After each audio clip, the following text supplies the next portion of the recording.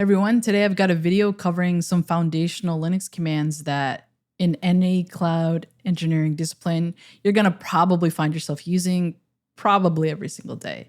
We're talking listing, filtering, removing, copying, navigating, creating, and a couple of other things. I recommend watching the video from start to finish because the majority of the commands build on themselves. If you skip around, you're probably going to miss some context there.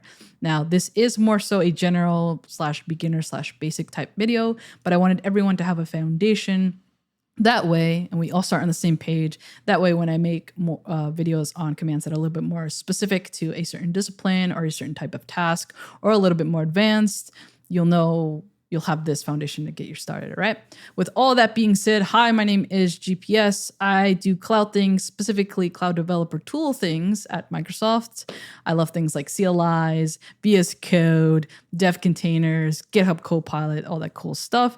And I also do cloud stuff here on YouTube. And welcome to a new video. Okay, so in terms of actually having an environment to practice these commands, on Mac, you have the terminal, which will give you access to use all these commands already. I think Mac by default uses the F shell. There's a bunch of different shell options. F shell is one of the most popular ones. Bash, another one. So by default on a Mac, you should be able to use that. And these commands will work there. On Windows, let me show you GitHub code spaces. So this is a repo that I have. If you click on code, and here you'll see a create code space button. Since I already have one, I have the option to just open one that I've already created. I think every GitHub account gets 60 hours of code spaces for free every month. So take advantage of that. And this is what it looks like. It's essentially VS Code in the cloud. And I have a full on, I'm going to make this just a little larger. Can close this out on this side. And I can do like ls, I can do clear, I can do, I can make a file, touch notes1.txt. I can then list that, clear. I can then remove that because I don't want that there. You see what I'm saying? So that works there. But yeah. Those are your options there. If you, however, use Windows, which I do as my main operating system, you can use good old WSL. And my default shell in WSL is actually PowerShell. And I love customization. So I have all these like little colors and links and icons for my stuff here. But you can also have a full-on Linux environment. It's not full-on. It's obviously not the same as bare metal, but it's really great experience. If I do Control-Shift-7, that's my shortcut set to launch in Ubuntu. Experience inside of WSL. It's kind of small here. You can see I am inside of. Oh, there we go. If I do ls here, you can see it looks different, right? So this is inside of Ubuntu. If I do echo, I believe it's echo 0. It's going to tell me I'm inside of the Z shell. If I wanted to switch to bash, I could do that. But the majority of commands, all the commands I'll show you today will work across both. But yeah, those are the options you have for actually running these commands. All right, so first command we kind of saw already, but it's going to be the ls command. By the way, you should just make it a habit to navigate your system with the command line until you know it's just the way that you're going to get more practice in. I'm not saying you have to completely replace everything that you do from the GUI with the command line, but at the beginning, it definitely does help. So that's how you're going to get, those hours in, those practice, this time to practice in, okay? So anyway, the ls will just list stuff. So I'm inside of a directory. If I do pwd, that stands for print working directory, essentially telling me this is where you're at right now. So if I do ls, it will print everything, print to the screen, everything that is inside of this directory, right? The other options you have, you can clear to remove everything from the screen. ls, and then you can use a flag -l in this case, which you see it lists us the same content, but it gives us more information. the permissions that said file or directory has. It also tells us the owner of the file and a couple of other details we have here too. Now, you see that potentially we don't have absolutely everything listed here. If I do ls-l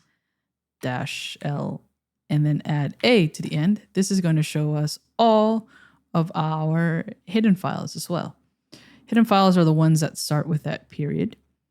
And these might be hidden because you shouldn't be messing with them or for whatever reasons, right? And that is pretty much, you might use other things with ls. Like you could also do, let's move into one of these. Let's move into my developer folder. And then I'm going to list what's in here. And I say I want to enter like this Cosmos vector AOAI. So I can do CD. And then I can just provide the first letter and then I can hit tab. And it will list all the options I have. You can just cycle through the ones and then you hit enter. And I'm inside of this folder now. I'm going to clear. And in here, I know I have Python files. So I can do something like ls, and then I believe I could do just anything -py. Yeah, that would work. So the asterisk is essentially a wildcard. So it's the parameter I'm giving the ls command is list me anything inside of this directory. So inside of this directory that we're in, that ends with .py. I don't care what it has before it. But as long as it has something before it and then -.py. I think this would also work if I do .py like this. No, it doesn't. Okay. I was just thinking from like a regex standpoint, but maybe this is with grep, which we'll see a little later. But cool. So anyway, that's the ls command. We saw a little bit about the change directory. So that's the cd command. So if I do cd ... that will move me up to the parent directory. What does that mean? If I do go into the Cosmos, back into that same folder, if I do pwd, I'm currently in this directory here, right? You can see the name of it here. But the parent directory is developer. The one before that is Gwena. The one before that is home. So if I do cd ... that moves me up one level. If I do pwd, you see that I'm no longer inside of Cosmos vector AOAI. I'm just inside developer. And the same thing, if I keep going back, it will eventually just take me as far up as possible, right? And I can also provide a absolute path. So I can say developer. And then again, I can hit tab to autocomplete for me and then Cosmos DB and then give them the path and go directly to it instead of having to go into it one by one. So that's change directory. Another one you're probably going to use is cat. So to see the contents of a file, sometimes you don't want to have to open it and you just want to see something quickly. So for example, let's take a look here. I have this text file. So if I do cat and then readme.txt, it prints the contents of that file for me. And you could also use something like vim and then provide the name of the file you want to open. In that case, it was a readme.txt. And then we also have the contents here. And this is a full-on editor that you could use to edit the file. But I don't want to edit the file, so I'm just going to quit. That's how you would print the contents of a file. You can also do things like, what's something else that I find myself using a significant amount? Creating files as well. I use touch, and then you can do something like note1.txt. And then if we do ls-l, you can see that we now have that note1.txt there as well. Sometimes I'll do echo, which will print a screen. So if I say echo hello, you just see it prints hello to the screen. But I can also do echo, and then this is my notes, and then we'll use the a redirection. And essentially what this is doing is it's sending the output of this first command. So we're chaining commands to this next one over here. And instead of sending it to the output of the terminal, so you're not going to see it here, it's going to go to wherever you're telling it to go over here. it's going to write to it. So I can just say like note2.txt. And then if I do ls-l, actually we'll just do ls and then anything txt. And then it shows me only the files that end in txt. And then I can do cat, right? And then I can do note2. And then we'll see, this is my note. So the command echo, which prints the screen, and this content, this is my note. I redirected this instead of being printed to screen to write to a file called note2.txt. All right, that's something I feel like I use a lot as well. Copy is one that I use a lot too. So for example, let's see, sometimes I'm working with like different, I don't know, projects in one, like maybe I have two versions of an API that haven't, this is something that happens with my resume project. So let's see, do I have it here? I don't know if I have it here.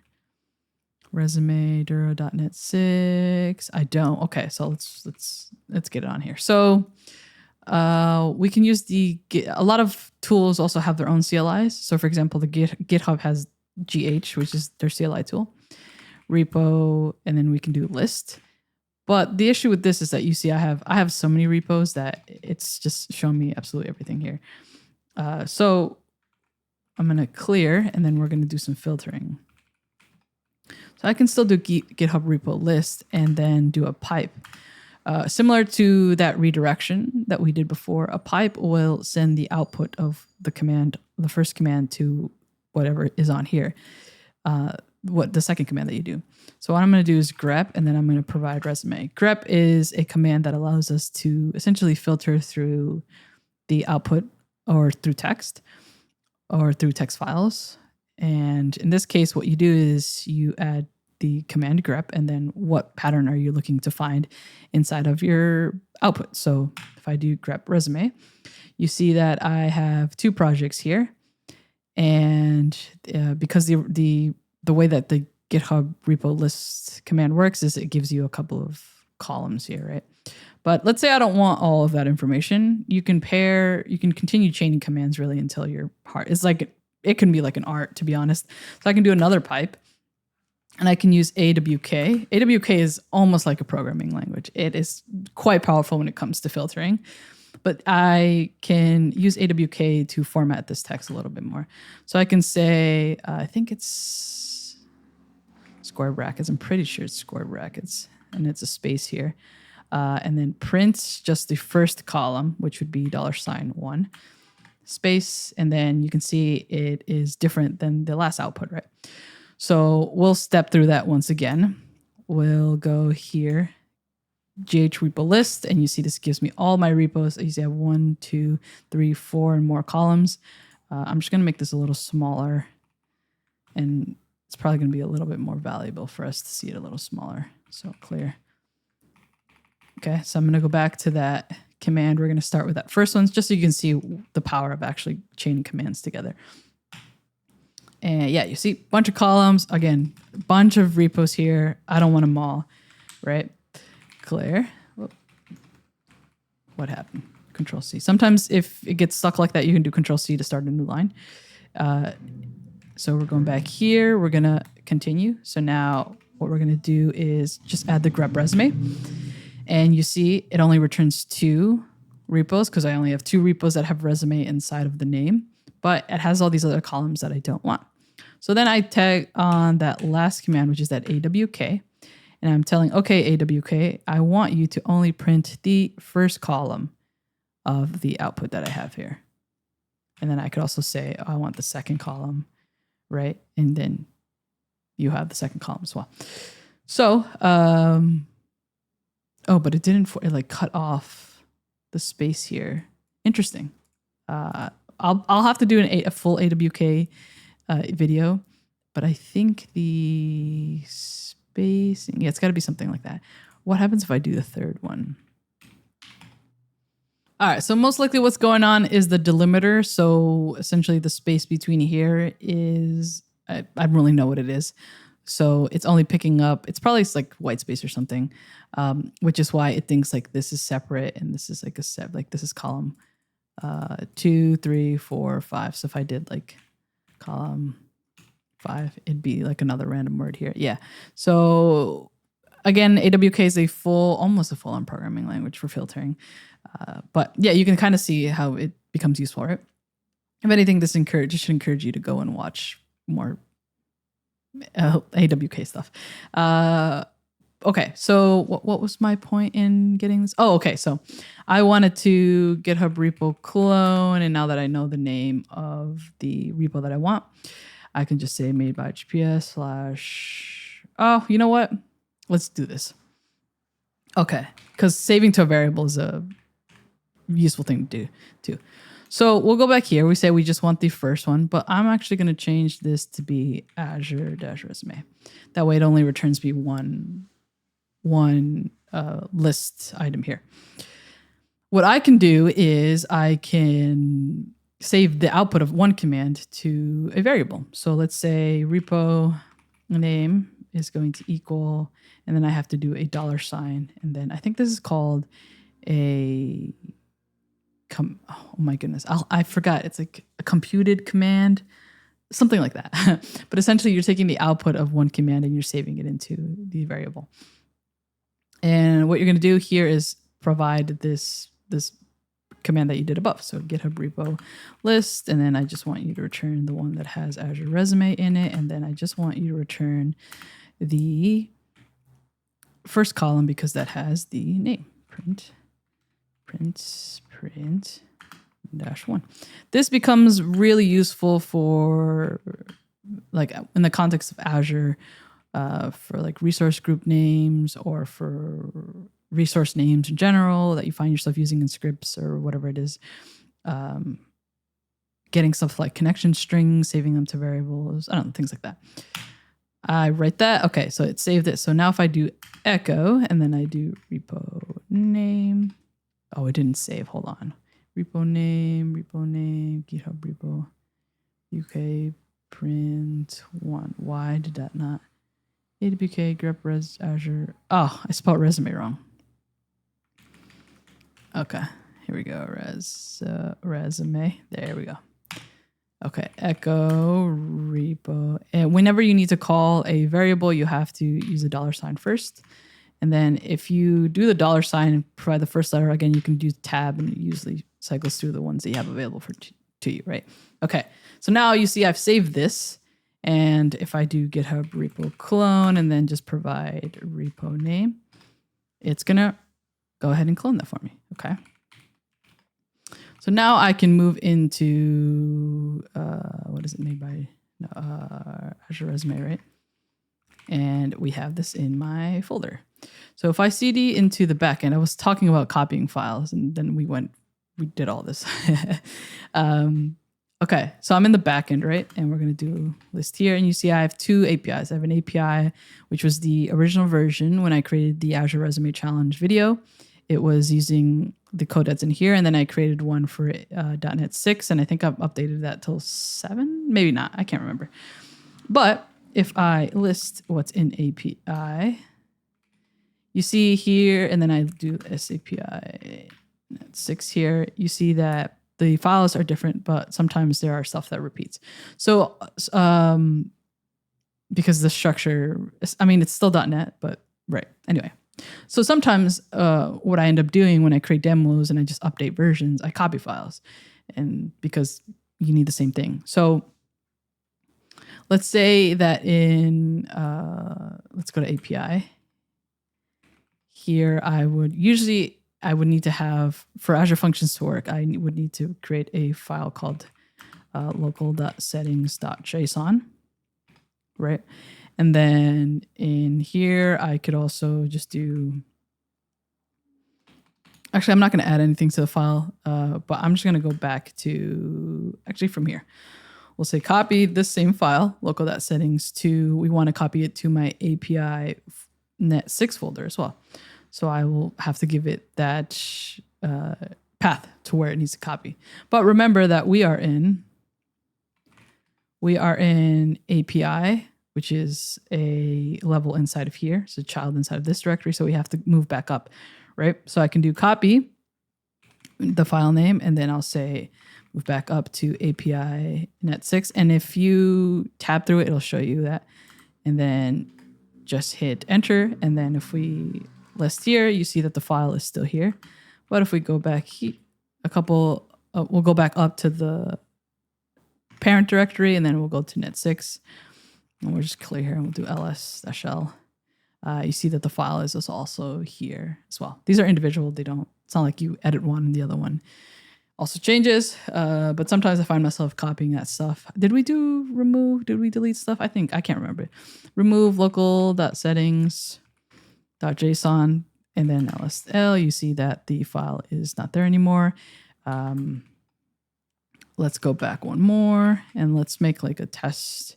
Make dir which test directory. Make dir is what you use to make folders or directories. And then I can do, if you want to remove an empty directory, you can just use rmdir and then provide the name of the directory that you want to delete. But if we say we do something like make dir notes, let's do project underscore notes. And then we can do also double ampersand, which will allow you to chain commands, but the latter one will only execute depending if the first one executes. Or depending on the output, I guess. If it does, yeah, and will be, as long as this command executes successfully, it'll run the one after it. So then I can say, let's create a file in xatouch, note1.txt. But actually we need to put that inside of this directory here. Project notes, and then there. Perfect. So now if I ls-l, you see project notes is here. And if I list what's inside of project notes, you see I have one text file here as well. But if I want to go and use remove dir for project notes, it shouldn't work now because, it's going to tell us failed to remove project notes. Directory is not empty, which is correct, right? So what we can do is this case use rm, which stands for remove, which we've been using to remove files, like one-off files. But you're going to use -r, which is a flag, which is a way to edit the behavior of a command, and which stands for recursive. And then we provide the name of the folder. And this case would be project notes. And we hit enter. And in this case, what it does is it will remove the files inside of the directory first. And then it will remove the actual directory. So you see it's not here anymore. Obviously, be careful. You don't want to just be removing absolutely everything. But this video is about almost 25 minutes long. So those are a couple of commands that you should be familiar with. I'm going to do another video of commands that are a little bit more advanced, but these are ones that you're probably going to be using every single day, so become as comfortable as you can with them. Thank you all for watching this video. Drop a comment. Let me know which command you'd like me to cover more in depth, or which command you'd like me to cover in general. And I will make a list out of all those and take them into consideration for my next video. All right, have a good one. I'll see you in the next one.